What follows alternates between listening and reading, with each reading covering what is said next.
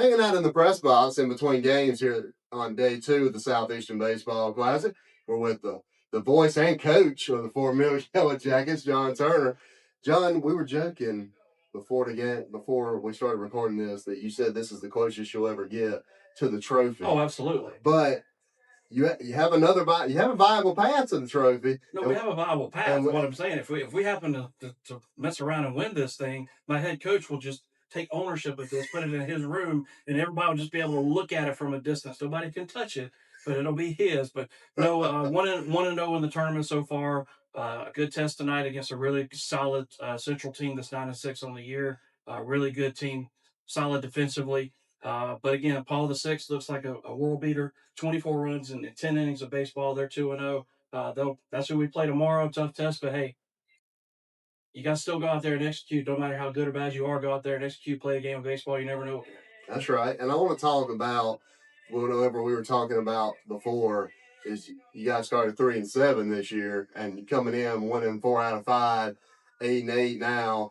What do you feel like? First of all, what do you feel like the struggles were at the beginning of the season, and then how have you seen that kind of turn around here these last few games? Well, bluntly, we were having a hard time playing a complete game and putting it together with a good pitching performance, solid offense, and then playing solid defense. We'd have game where we would put up runs, but then we commit 5 errors, things like that. And in one-run games, we're on 2-4. That's a big difference. But lately, the bats have done a great job supporting our pitching staff. Our pitching staff's been really, really solid, and especially in high leverage situations. But really, I go back to last Thursday. We're down by 3 runs at Northwestern. We score 4 and we win that ball game by a run. That could easily have turned the season around one way or the other. I feel like that's a turning point for this team. And then you saw yesterday, which I think I would argue is that's the most complete game we played all year. Everybody that went out there executed, participated, and made something happen. That's what Coach Collier wants to see. So I feel like this team's come together on a personal level. And I think that's more important, really, than the baseball side of it. I think that they're brothers now, and they're going to fight for each other. And we're going to go out here tonight, play some game baseball, and then we'll take our chances with Paul VI tomorrow. But then we get back, Bennett. We got to take on the Royals. We have senior night, which is already coming up. After this tournament, we only have 7 games left, believe it or not. And then we take on Indian Land, Nation Forward. So, but like Coach Collier said, we control our own destiny. We go out there and play Fort Mill baseball. You never know what can happen.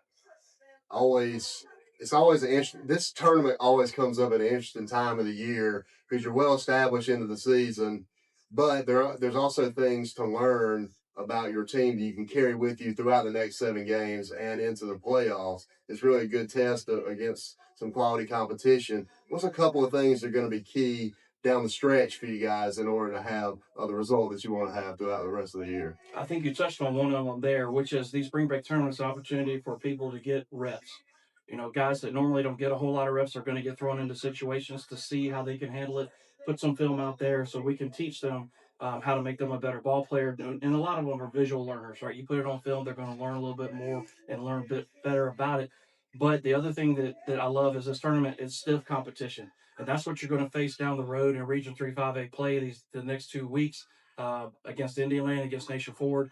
So again, if you get these guys used to that kind of pressure, Coach Collier loves to say, let's be comfortable being uncomfortable. You're going to have to do that in order to succeed in these high leverage ball games. And they're going to be close. And this tournament's always got great competition. Might as well cut your teeth in it now because you're going to see it down the road. Let's talk analytically speaking. We were talking about all the things that you do during the game. We're talking about communicating with the dugout. You're broadcasting the game. You're calling the game, sending it back to the folks in Fort Mill. Keeping us straight in the press box. Keeping us straight in the press box. The last thing Mike said is the hardest job of all. Keeping everything. Well, first of all, we love having you here in the press box, and we need to have. And on Friday, we're going to create another wall signing here probably, and we're going to have you sign it again like you always do. Well, I appreciate that. Thank you. But just what are the things that go through your mind whenever you're wearing so many hats, like during the game, calling the game, trying to be involved from a coaching perspective, that kind of thing? Well, really, my main focus is the kids, the players. That's always my focus from the time I wake up in the morning to the time I go to bed. What can I do to make sure that we get the right plays called, make sure our data is correct, and make sure that the broadcast and the announcing is going back to the folks listening to it. You want it to be the best that you can be at all times. We ask our players to be their best. We need to step up and practice what we preach as well, and that's part of it. That's right. Question coming from the press box.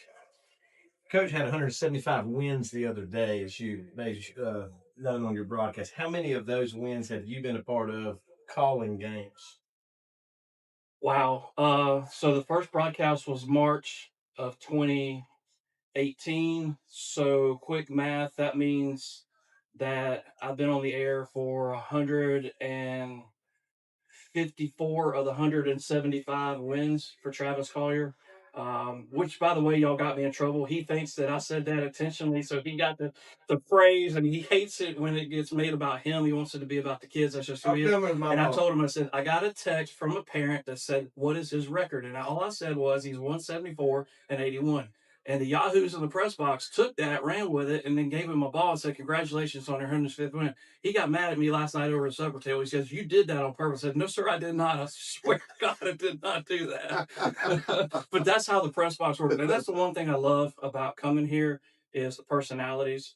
It's hospitality here is just first class. I mean, if you can't come here and have a lot of fun, you're a problem because you guys are a hoot and a half.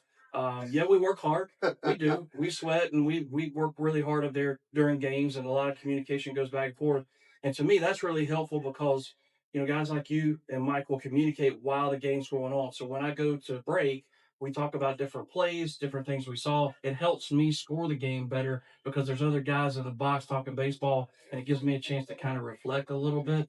So I think we all work with each other to make a better product, and really for the folks of the Southeastern Baseball Classic and this gentleman right there, that's Bruce Douglas, the head of the tournament, to make him proud. Bruce, aka Bill Douglas, who I accidentally called him Bill earlier this week because we were talking. So let me tell you what happened. We were talking to Coach Emerson from Paul to Six down on the field, and it was me, it was John Wall, it was Bruce, and it was Billy. And I was closing it out, I was the host, like a good host do, for Billy Emerson, for John Wall, and I had Billy in my mind. I had Bill in my mind because I just said Billy, and I did the thing that you can't do whenever you're broadcasting is you're trying to talk so fast, trying to hurry, Right. trying to get in, Right. trying to bring it to a conclusion. And Bill just came out. I don't know why. And then I immediately corrected it and said Bruce, but I don't know what I was thinking when I said Bill. There are some universal treats about broadcasting.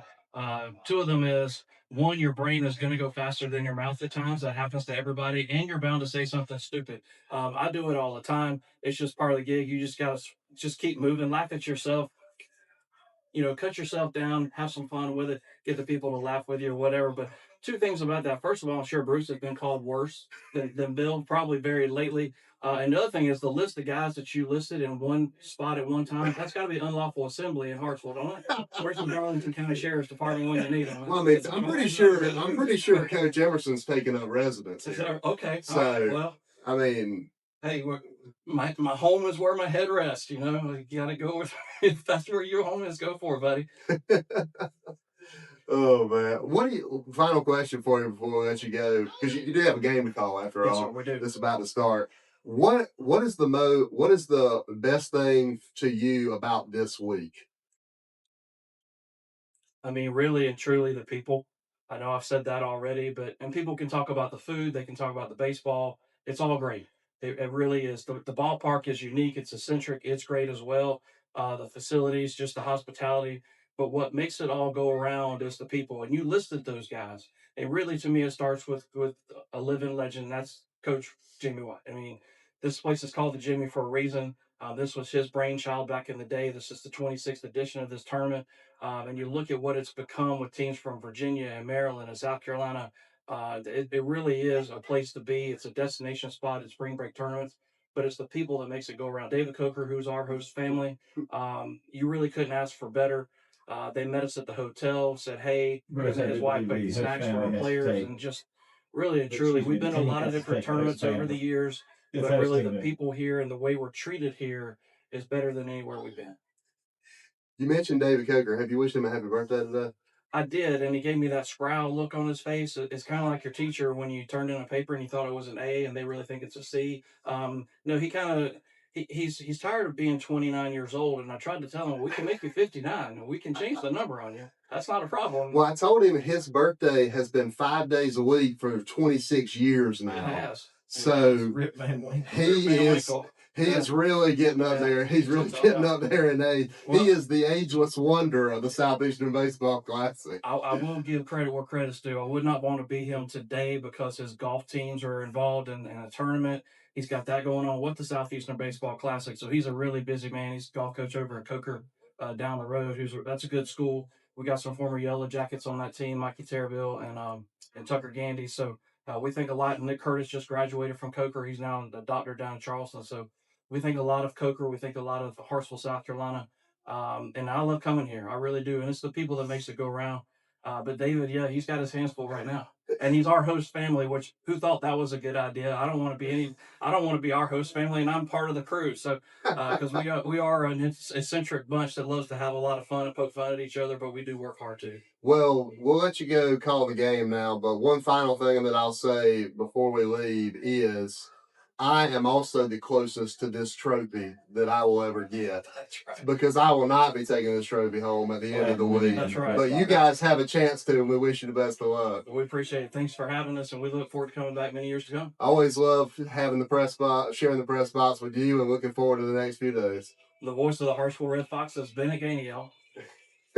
That's John Turner, voice and coach of the Fort Mill Yellow Jackets, and we look forward to the rest of the week in the press box here at Jimmy White Park.